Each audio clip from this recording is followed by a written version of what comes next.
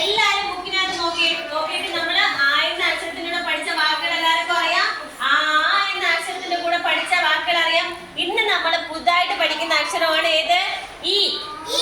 ഏതാണ്? അപ്പൊ നോക്കിയേ, ഈ എന്ന വാക്ക് വരുന്ന, ഈ എന്ന അക്ഷരം വരുന്ന ഒരു വാക്കാണ് ഏത്? ഇല. ഇല. അത് കൂടാതെ വേറൊരു വാക്ക് കൂടെ ഉണ്ട്. ഏതാണത്? ഇണ. ഇണ. ഇനി നോക്കിയേ മക്കൾ, എല്ലാരും നോക്കിയേ ബോർഡില്.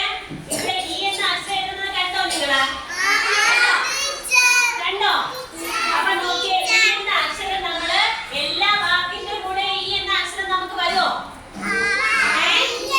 അപ്പൊ നമ്മൾ എന്ത് ചെയ്യും? ഈ എന്ന അക്ഷരം എല്ലാ വാക്കിന്റെ കൂടെ, എല്ലാ അക്ഷരങ്ങളുടെ കൂടെ നമുക്ക് ചേർക്കാൻ പറ്റാത്തത് കൊണ്ട് നമ്മൾ എന്ത് ചെയ്യും? അതിന് പകരമായിട്ട് നമ്മള് ഈ ചിഹ്നം, ഈയുടെ അടയാളം അല്ലെ, ഈ അടയാളം നമ്മൾ ചേർക്കും. അപ്പൊ ടീച്ചർ പറഞ്ഞ റാ എന്ന അക്ഷരത്തിന്റെ കൂടെ നമ്മൾ ഈ അടയാളം ചേർക്കുമ്പോൾ എന്തെന്ന് വായിക്കൂടെ? റീ. ഇനി ടാ എന്ന അക്ഷരത്തിന്റെ കൂടെ ഈ അടയാളം ചേർക്കുമ്പോൾ വായിച്ചേ? ടി. രാ എന്ന അക്ഷരത്തിന്റെ കൂടെ ആണെങ്കിലോ രി എന്ന് വായിക്കും. വാ എന്ന അക്ഷരത്തിന്റെ കൂടെ ആണെങ്കിലോ ടി എന്ന് വായിക്കും അല്ലേ? അപ്പൊ നോക്കിയേ, ഇത് നമുക്ക് എപ്പോഴും എല്ലാവരും